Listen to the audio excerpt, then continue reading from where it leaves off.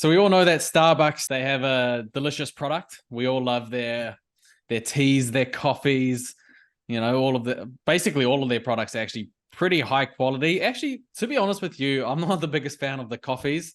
If I'm actually honest with you, I prefer a lot of other shops' coffees, but all of the other products I love.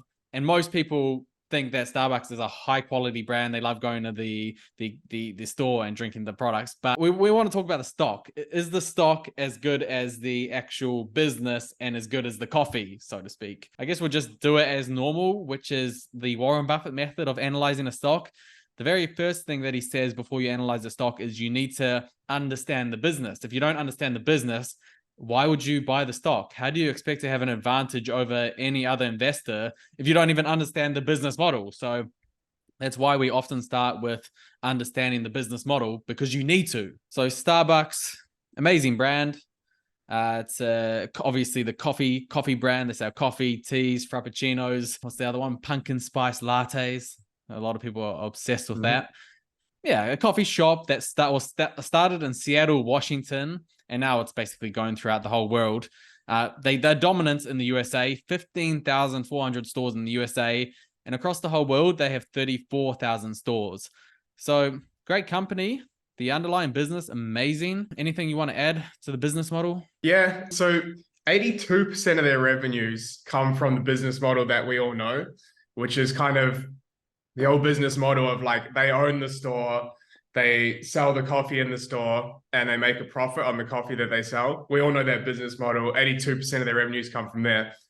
There's a kind of a different side of their business where they get 11% of their revenues. It's kind of like a franchise. They kind of like license out the rights to sell their coffee to other stores. And in New Zealand, we wouldn't really see this that much. I don't know if you see it that much in Thailand, but like happens a lot in the States and Canada, for example, where like essentially there'll be like a little Starbucks store inside like a supermarket or a Target. And Starbucks don't actually own that store. Like the supermarket owns that store, the supermarket pays the employees, the supermarket runs everything. And what Starbucks does is Starbucks sells their coffee, like their coffee and their coffee machines, to the store, and they make a little profit off that. So that's like another kind of side business model Starbucks has. And the good thing about that is they don't really have that much expenses for that side of their business.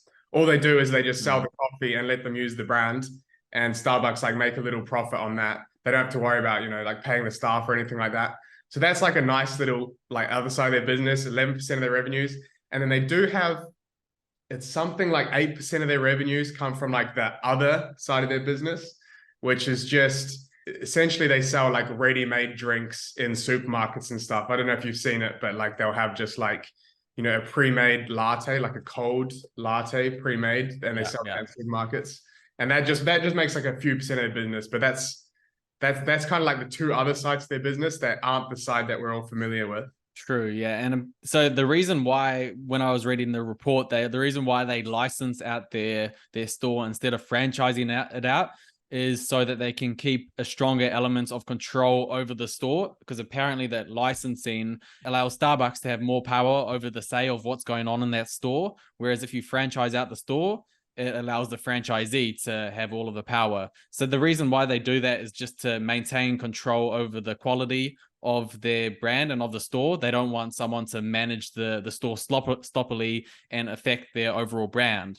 And obviously the brand is their main competitive advantage. They're well known for trying to help the consumers and be kind in different ways and write your name on the cup, although it generally often spelt wrong, or they'll put a nice little smiley face. They're really about the customer. And the more you read the report, you really notice that some of the things they say is to inspire and nurture the human spirit, one person, one cup, and one neighborhood at a time.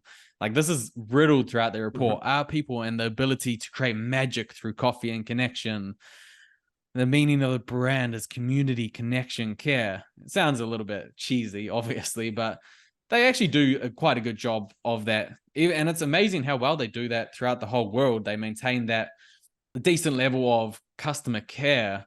Yeah, the interesting thing is this is kind of like when you read through their annual report and you read through their financial statements, you realize this brand, the brand that they've got, which is so strong, and it's similar. It's like it's on par with like McDonald's, Burger King, like Coca-Cola as like a well-known brand name.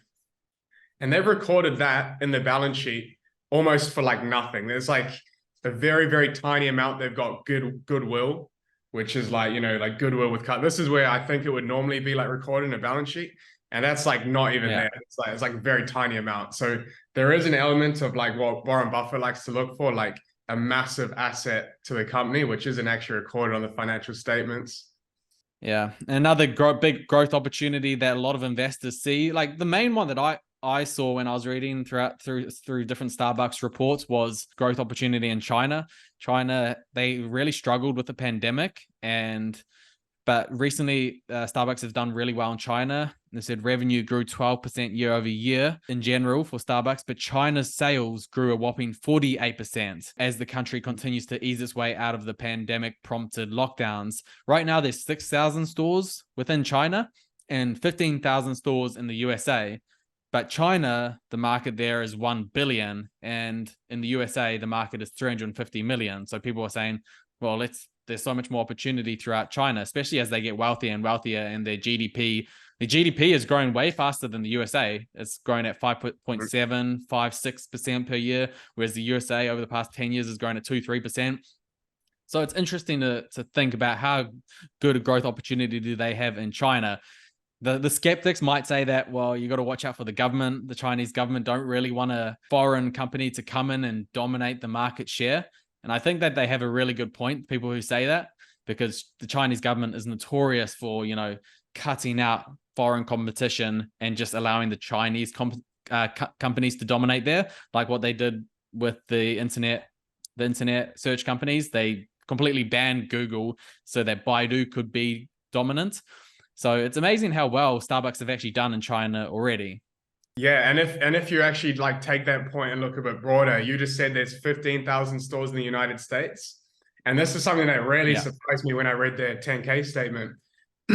15,000 stores in the US, 18,000 stores in the rest of the world combined, right?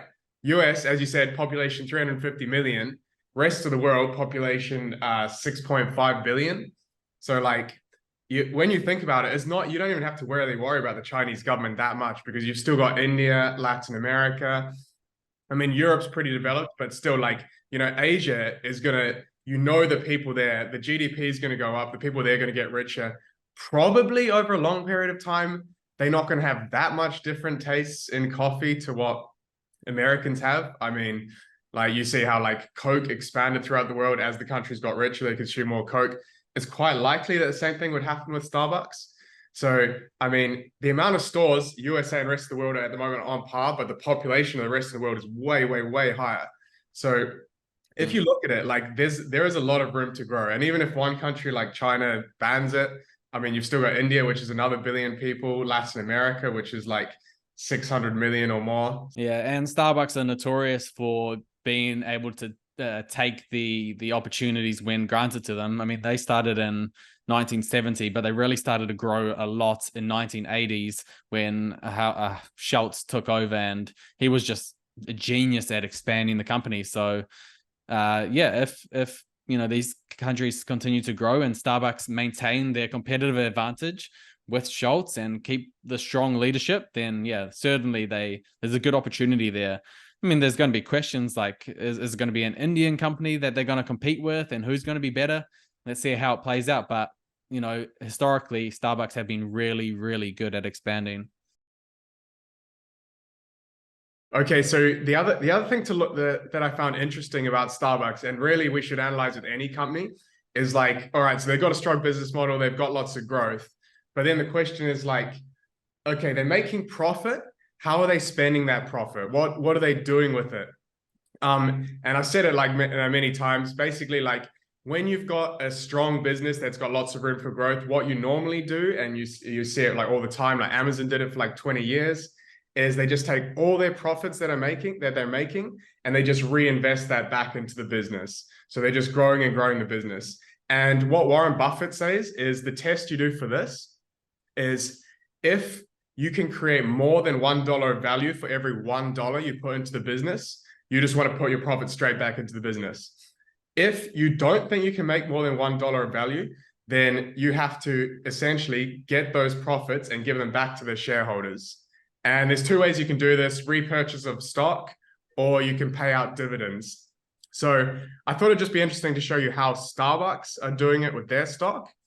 So we're on Buffett Investors right now, and you've got repurchase of common stock column and dividends paid column. But the one I wanted to show you was like what percent of their profits are they paying out as dividends paid. So I click the dividends paid bar, and I'm also going to click net income, which is essentially profit. You'd see the two lines there.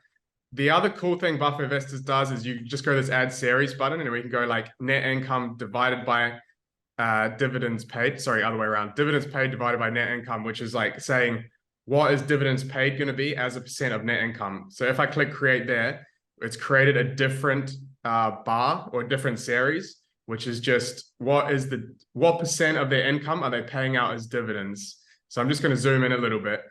And so you can see here, this is kind of interesting. You can see like, yeah, 2014, they paid 38% of their profit that they're making, of their net income they're making, they're paying out to the shareholders as dividends.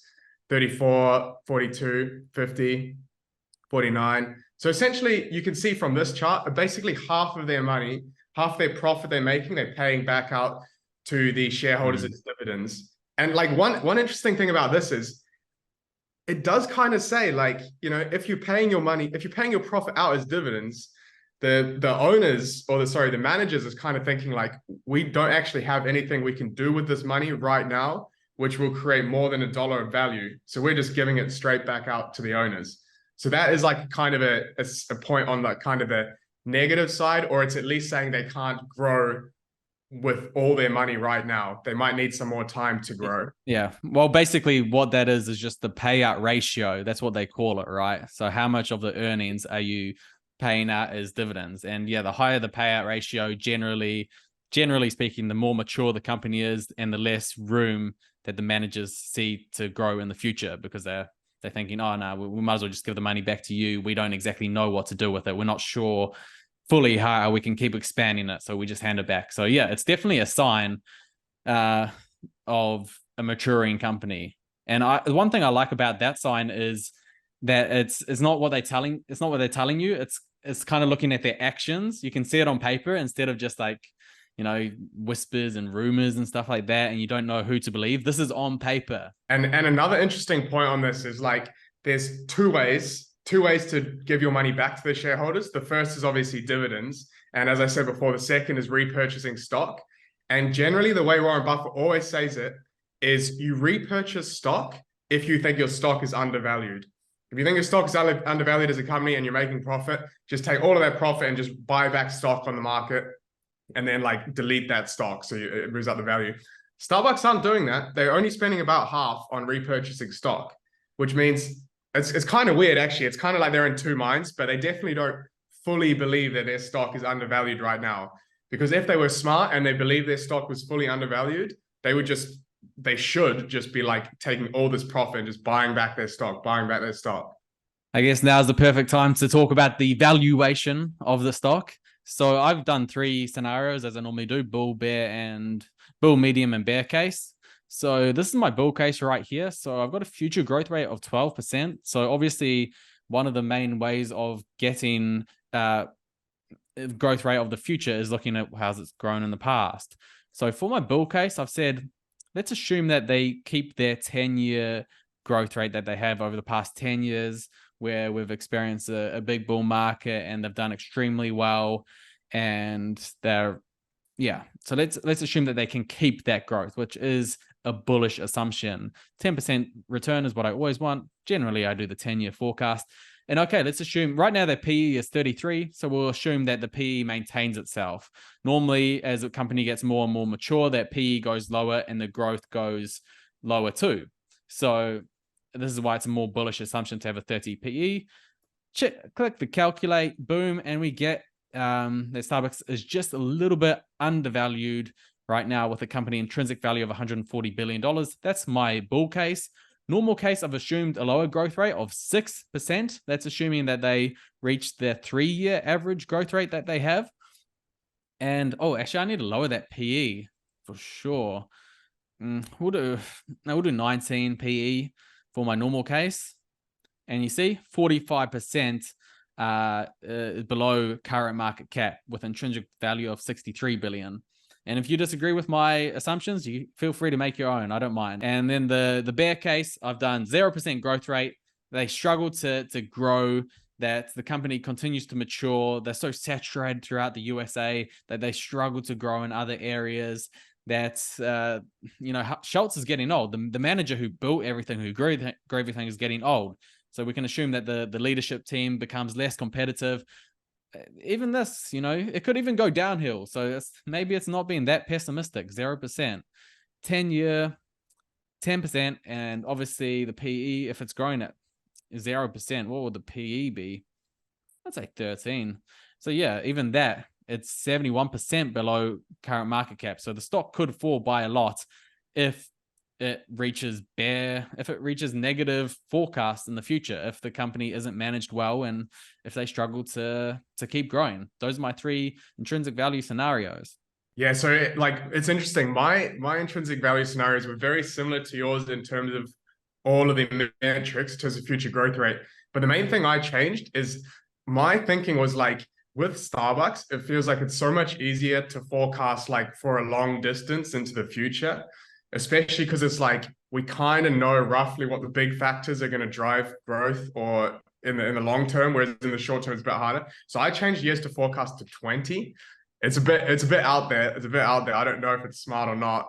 But like, yeah, years to forecast 20, future growth rate, that sounds about right. Like maybe 10 would be fine. Yeah. And then terminal PE, let's see what it's like at 30. And then if you could calculate there. So it's like if it does keep growing over a long period of time, it kind of makes the outcome look slightly more favorable.